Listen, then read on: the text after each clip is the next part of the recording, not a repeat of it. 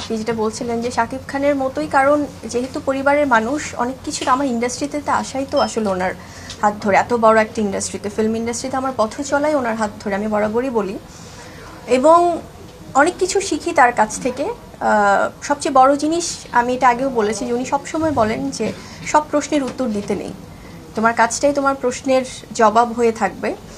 এবং অনেক কিছু, অনেকে হয়তো বা অনেক সেটা জেলাসি থেকে হোক, সেটা তাদের হতাশা থেকে হোক, অনেক সময় অনেক কিছু বলবে, অনেক বাধা প্রতিবন্ধকতা সামনে আসবে।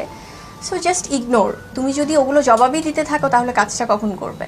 সো এটাই আসলে। আপু পরিপূর্ণ অ্যাটাক করা হয়, সেটা নিয়ে আপনি আইনানুগ ব্যবস্থাও কখনো নেননি, মানে অনেক নায়িকারা আছে যারা আইনানুগ ব্যবস্থা নেয়, সেই ব্যাপারগুলো আপনি কিন্তু কখনো করেননি।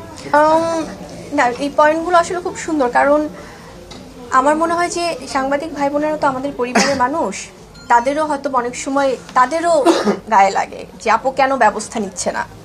I respect it, thank you so much ভাইয়া আপুর, আপনারা যারা আছেন। কারণ আমাকে অনেক সময় অনেক কলিগরা, আমার সাংবাদিক ভাই বোনেরাই বলেছে যে আপু আপনি ব্যবস্থা নেন, এভাবে সোশ্যাল মিডিয়াতে এত বুলিং, এত ট্রোলিং, এত মিথ্যাভাবে অনেক কিছু গুজব সাজানো হয়, এখন তো এআই চলে এসছে, নানানভাবে আজে বাজেভাবে ভিডিও বানানো হচ্ছে, গসিপ করা হচ্ছে।